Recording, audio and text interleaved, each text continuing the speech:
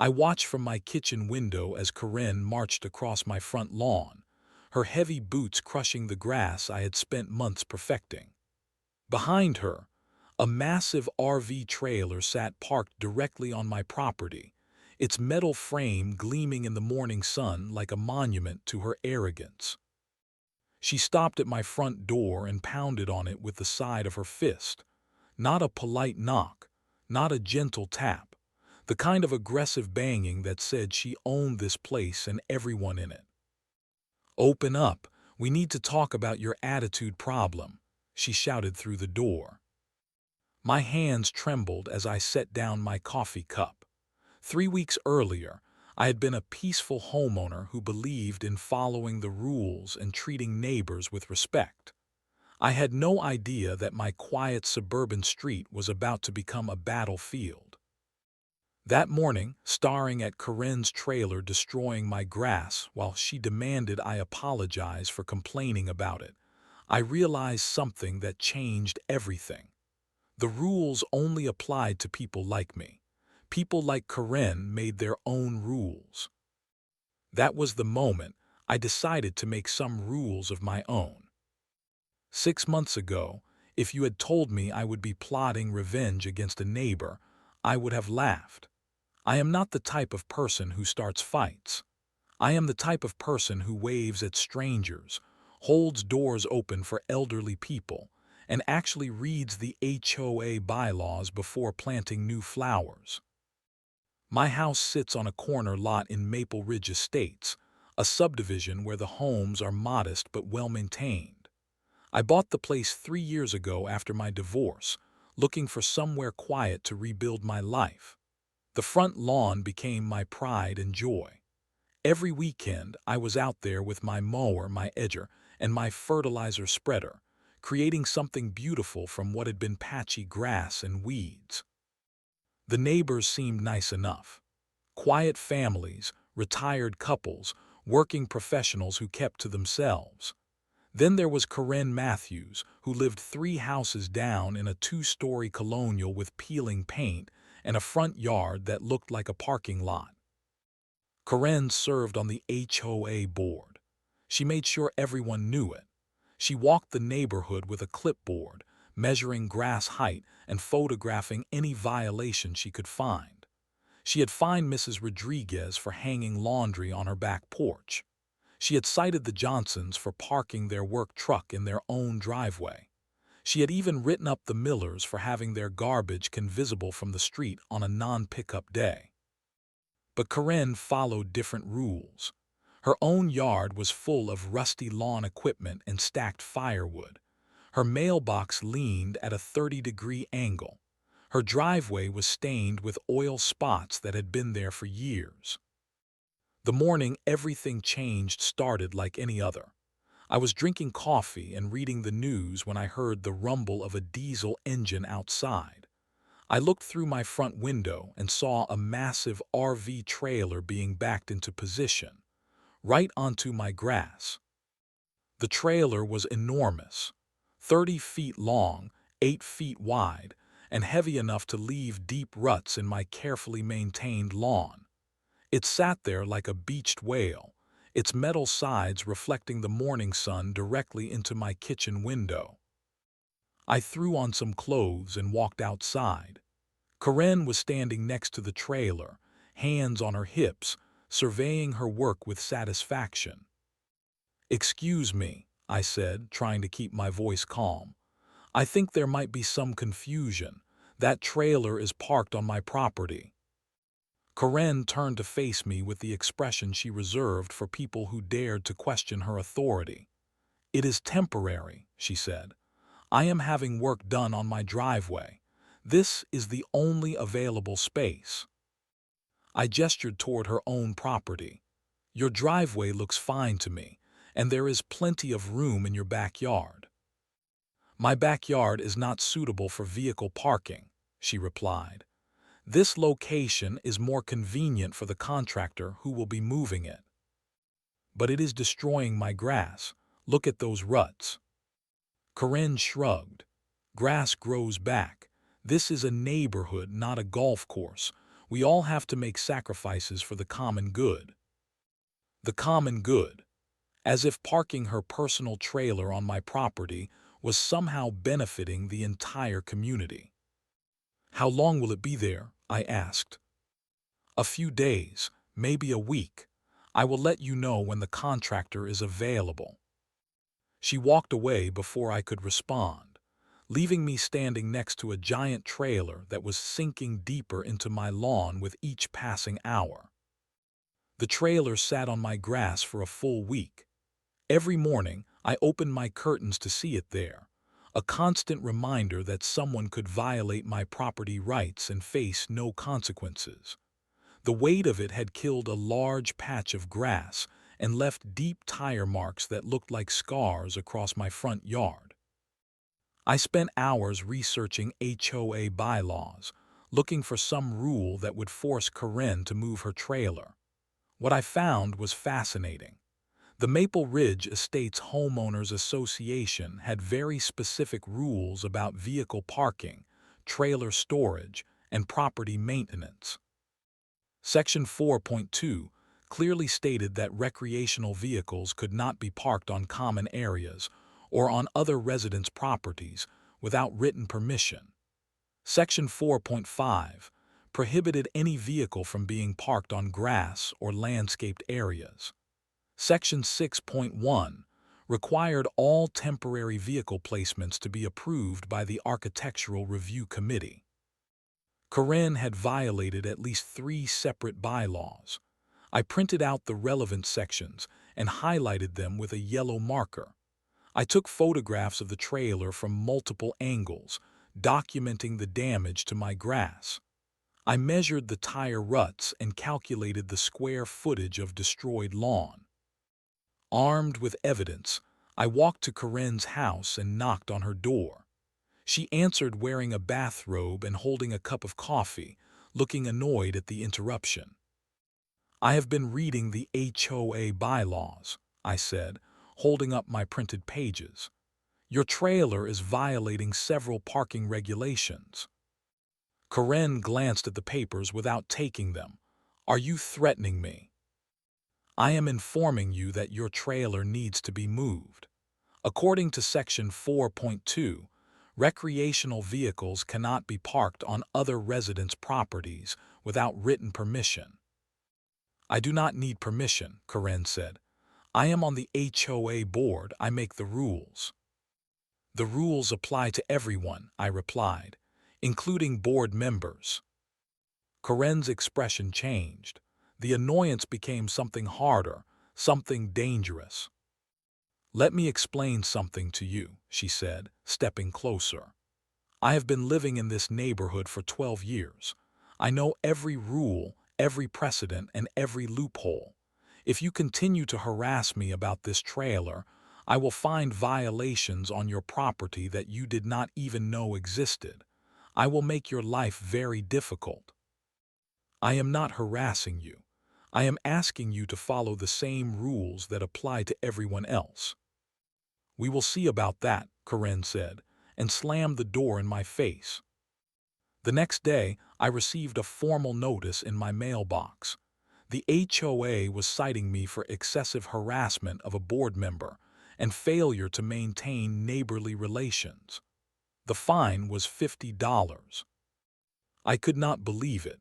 I was being fined for asking someone to stop parking on my grass. I called the HOA management company and spoke to a woman named Jennifer who handled violations and complaints. I explained the situation and asked her to review the bylaws I had researched. I understand your frustration, Jennifer said, but Mrs. Matthews has significant influence on the board.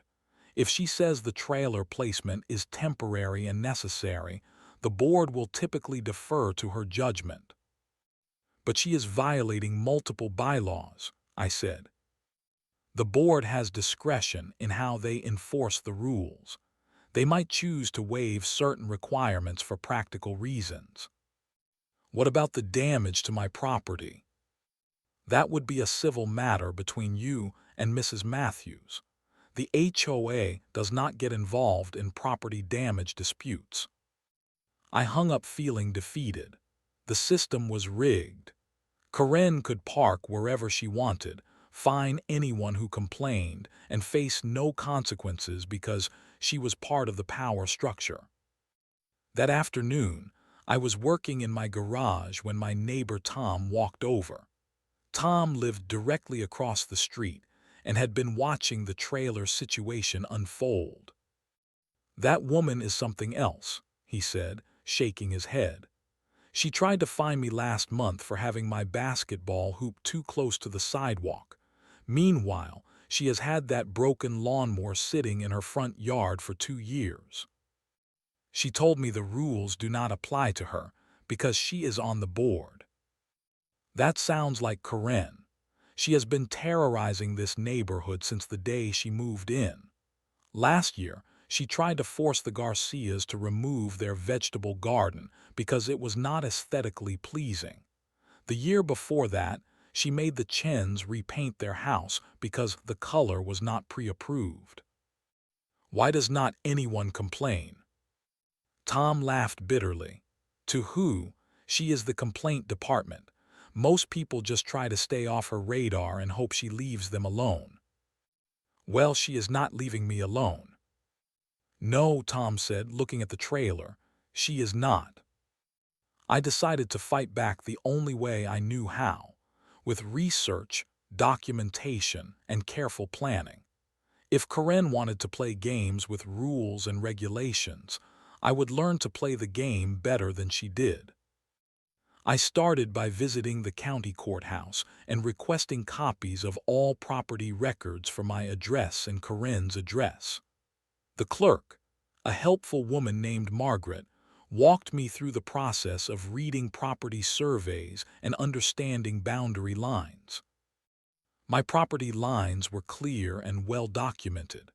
The trailer was sitting 4 feet inside my property boundary, on land that I owned and paid taxes on. Karen had no legal right to park anything there, regardless of what the HOA said. Margaret also helped me understand something interesting about easements and property rights. Even if the HOA had rules about common areas, they could not give someone permission to trespass on private property. That was a matter for the courts, not the homeowners association. I scheduled a consultation with a property lawyer named David Reeves. His office was downtown, in a glass building that made me feel important just walking through the lobby. David was younger than I expected, probably in his 30s, with the kind of confidence that comes from winning cases. "This is straightforward trespassing," he said after reviewing my documents. "Your neighbor has no right to park on your property, and the HOA has no authority to grant her permission to do so. You could file for an injunction to have the trailer removed immediately." What would that cost? A few $1,000s in legal fees, maybe more if she fights it. I did not have a few $1,000s to spend on legal fees. The divorce had cleaned out my savings, and I was still rebuilding financially. "Is there anything else I can do?" David smiled. "There are always other options. You could document the damages and send her a demand letter for compensation. You could file a complaint with code enforcement if she is violating city parking ordinances. You could even put up signs on your own property, as long as they comply with local regulations." The signs idea was interesting. I asked David to explain the rules about signage on private property. As long as the signs were not obscene, not blocking traffic visibility, and not violating size restrictions, I could put up almost anything I wanted on my own land. After leaving David's office, I drove to the city planning department and requested information about Karen's recent permit applications. The clerk searched their database and found something fascinating. 3 months ago, Karen had applied for a permit to build a concrete pad in her backyard for RV storage. The permit had been denied because the proposed location was too close to her property line and would violate setback requirements. She had applied for a second permit to park the RV in her driveway permanently. That permit had also been denied because her driveway was not wide enough to accommodate the trailer while maintaining the required clearances. Corinne's trailer was not on my grass because it was convenient. It was there because the city had told her she could not park it anywhere on her own property. I drove home with a new understanding of the situation. Corinne was not just being inconsiderate. She was actively circumventing the official permitting process by dumping her problem on my property. That evening, I walked around the neighborhood and knocked on doors. I wanted to understand how other residents felt about Corinne and whether anyone would support me if this situation escalated. The stories I heard were remarkable. The Johnsons told me Corinne had tried to fine them for having a work truck in their driveway, even though their deed specifically allowed commercial vehicles. The Garcias explained how Corinne had demanded they remove their vegetable garden because it was not aesthetically pleasing, despite the fact that gardens were explicitly permitted in the bylaws. Mrs. Rodriguez, an elderly woman who lived alone, told me the most disturbing story. Corinne had been fining her for minor violations every month, creating a paper trail that she planned to use to force Mrs. Rodriguez to sell her house. "She wants me gone," Mrs. Rodriguez said. "She told me this neighborhood is not suitable for people who cannot maintain their properties properly." The pattern was clear. Corinne was not enforcing rules fairly. She was using her position to target people she did not like, while ignoring her own violations. I went to bed that night with a decision forming in my mind. Playing by the rules would not work because Corinne did not follow the rules. I needed a different approach. The idea came to me while I was lying in bed, staring at the ceiling and listening to the hum of Corinne's trailer generator running outside my window. She was using my property as her personal RV park, complete with electrical hookups running from her house.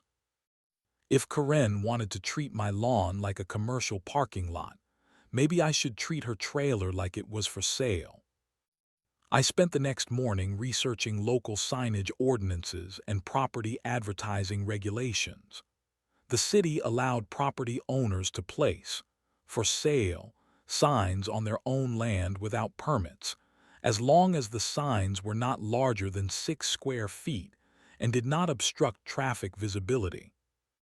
I drove to a local print shop and worked with a graphic designer to create a professional-looking sign. We used bright yellow background with bold black lettering that could be read from the street. Beautiful RV trailer for sale. $15,000 trailer included with lot purchase call for details. Below that, I added my phone number and the words, "Serious inquiries only."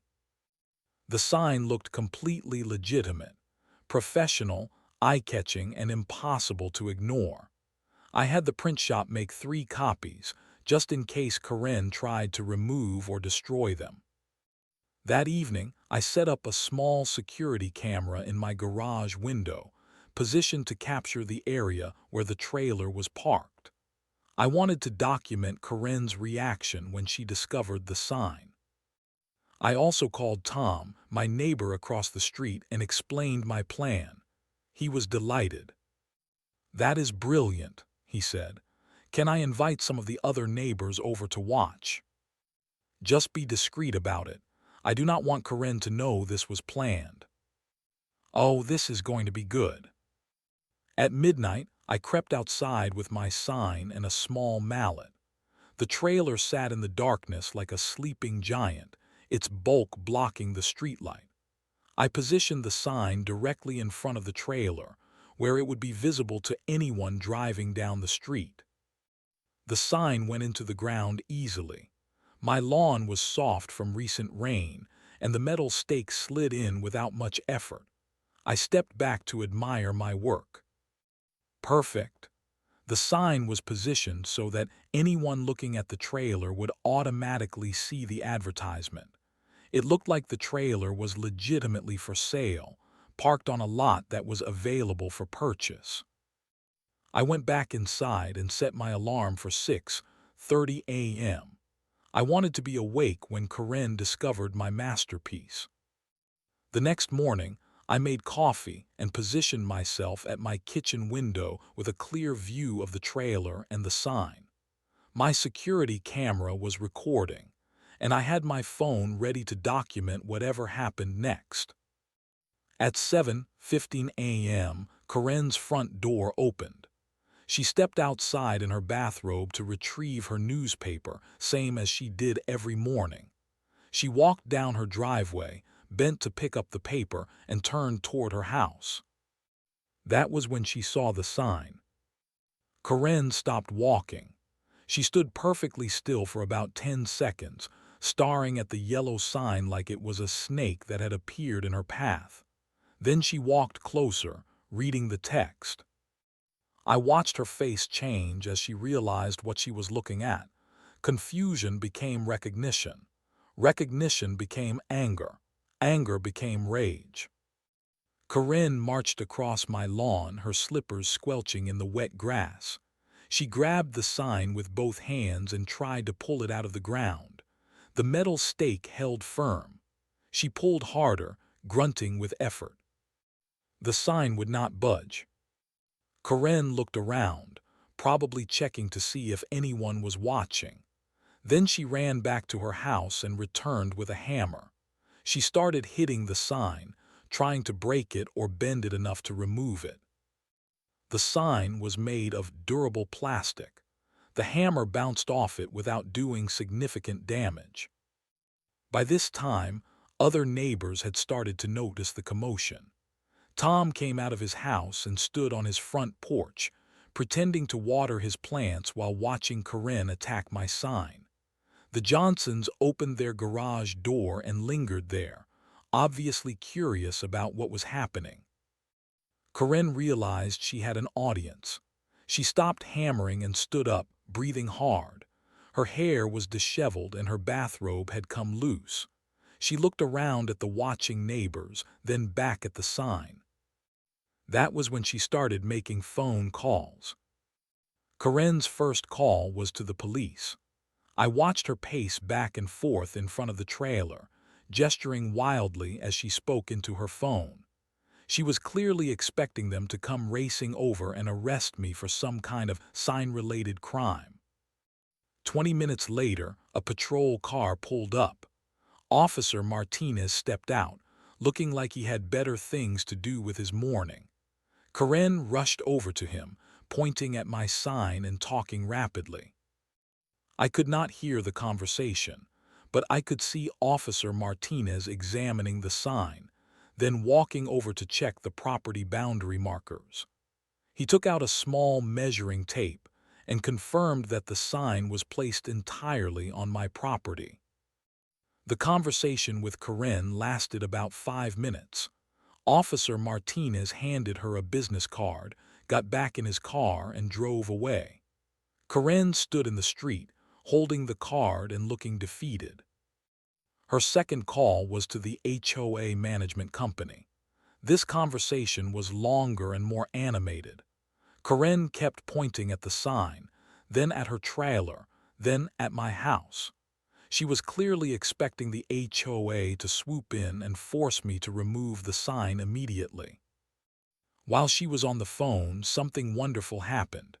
A pickup truck pulled up to the curb and a man in work clothes got out. He walked over to the sign, read it carefully, then approached Corinne. "Excuse me, ma'am. I am interested in the trailer that is for sale. Is this your listing?" Corinne's jaw dropped. She hung up her phone and stared at the man like he had just spoken to her in a foreign language. "What?" she said. "The RV trailer. The sign says it is for sale for $15,000. I would like to take a look at it." "It is not for sale," Karen said. "But the sign says it is for sale. Are you the owner?" "Yes, I am the owner, but it is not for sale." The man looked confused. "Then why is there a for sale sign?" Karen pointed at my house. "That lunatic put up the sign without my permission. The trailer is not for sale." "Oh," the man said, "that is weird. The sign looks pretty official." He walked back to his truck and drove away, leaving Karen standing there looking humiliated. But it got better. Over the next hour, 3 more people stopped to ask about the trailer: a young couple in a Honda Civic, an older man driving a Subaru, a woman with 2 kids in a minivan. Each conversation followed the same pattern.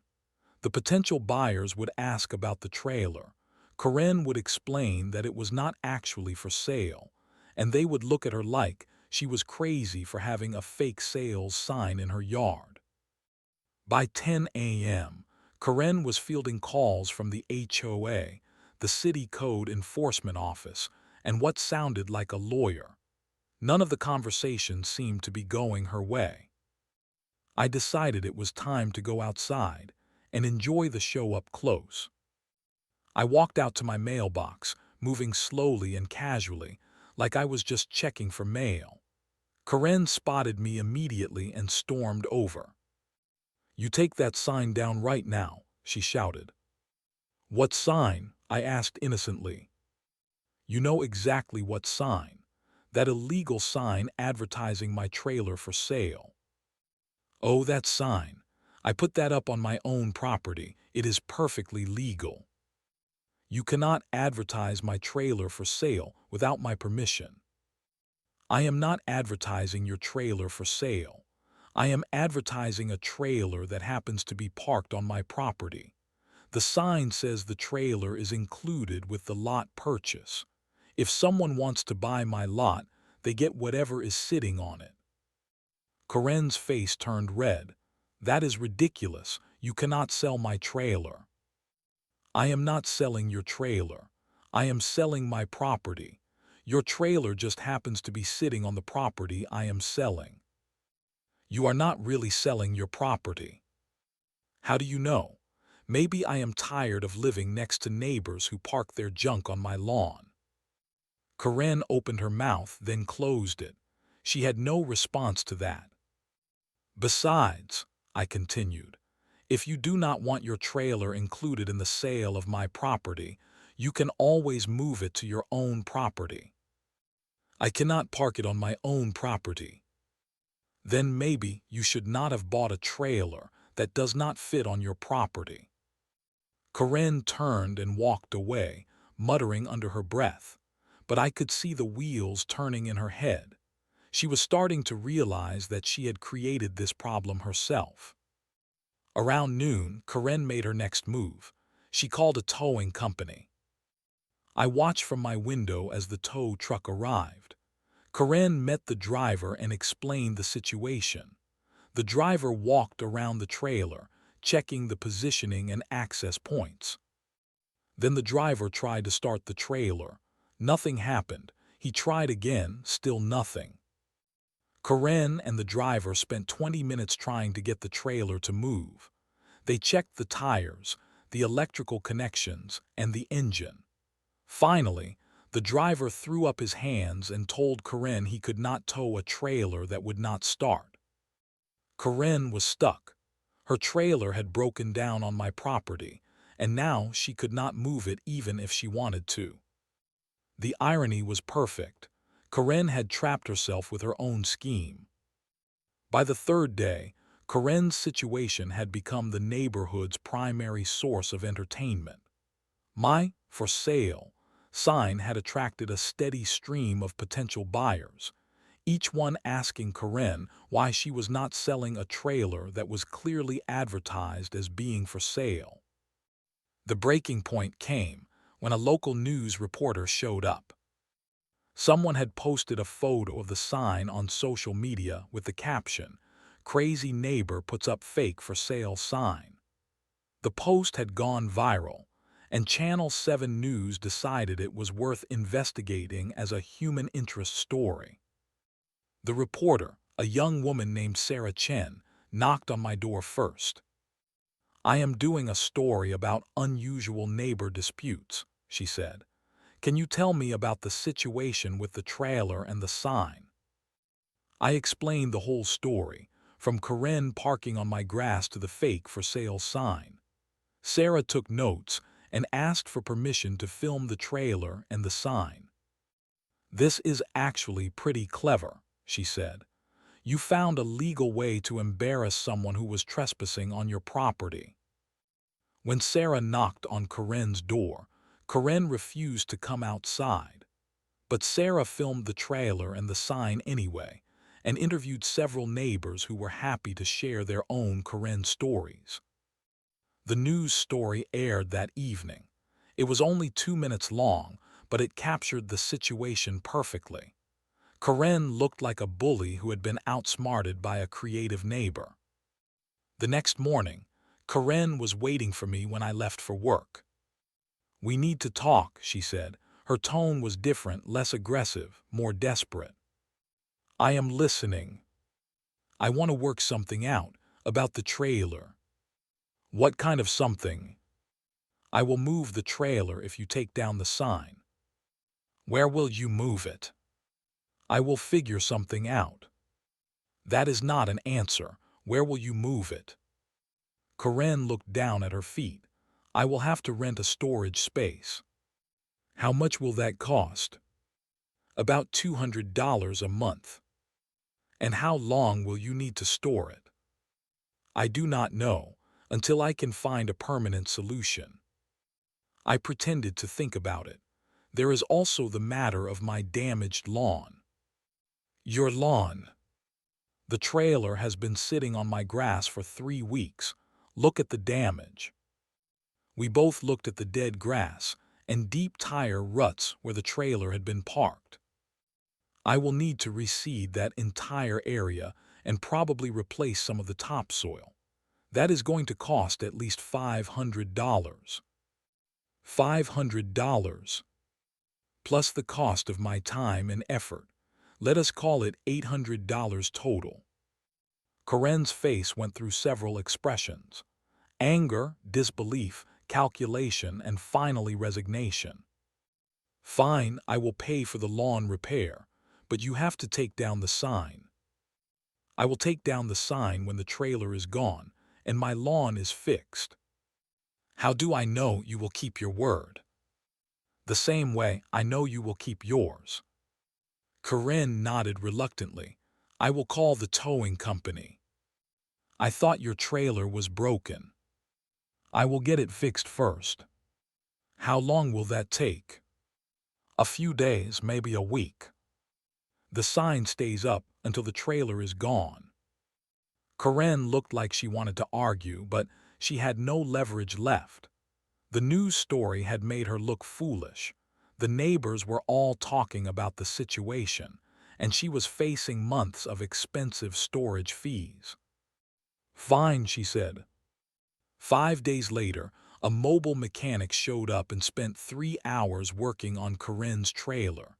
The next morning, the towing company returned.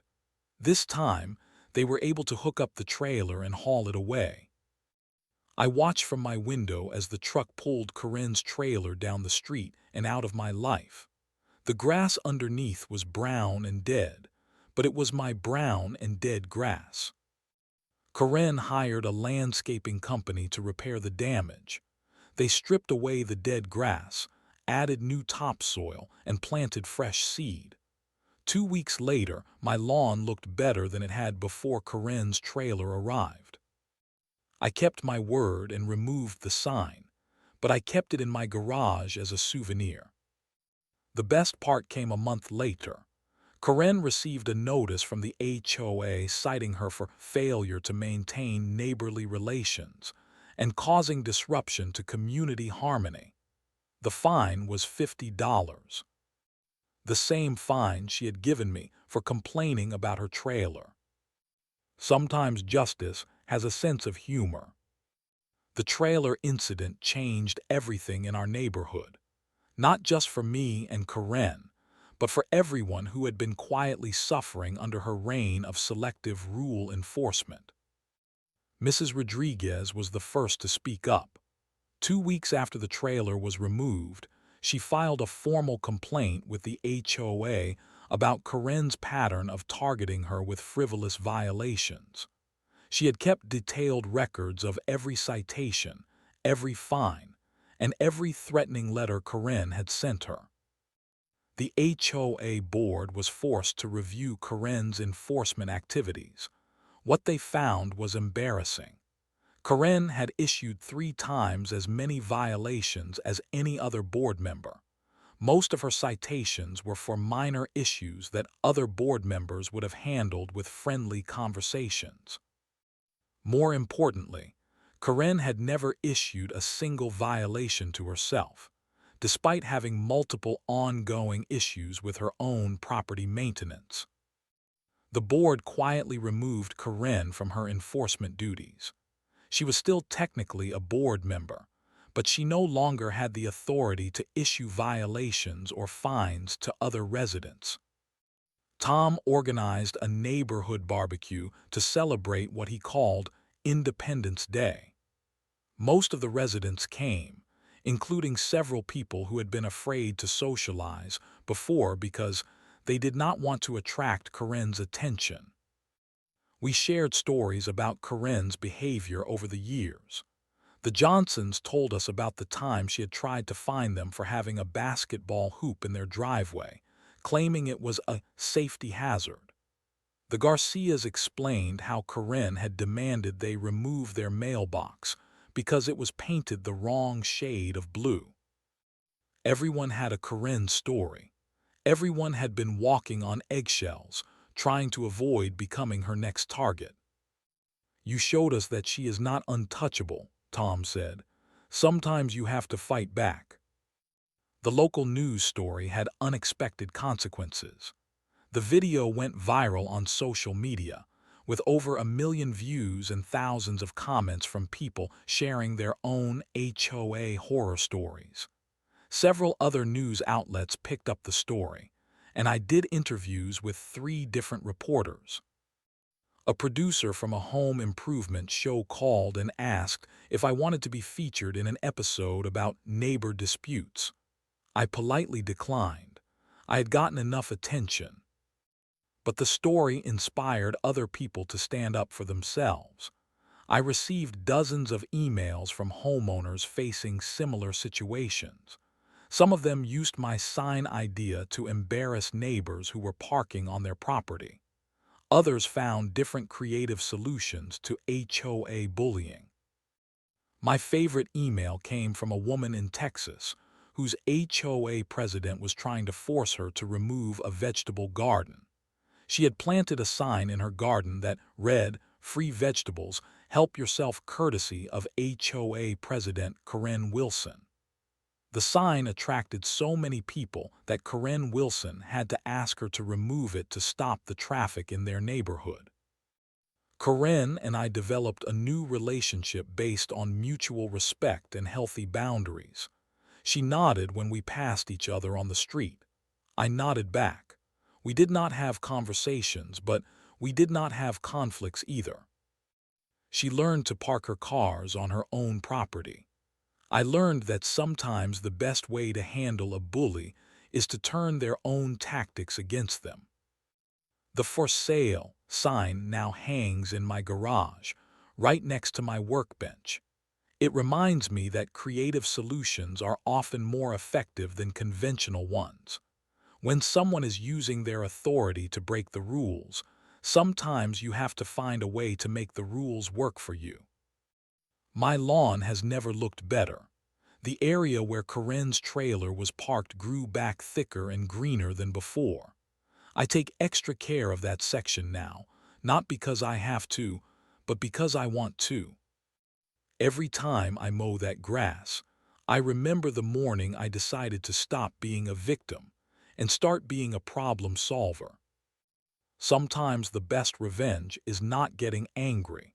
Sometimes the best revenge is getting creative.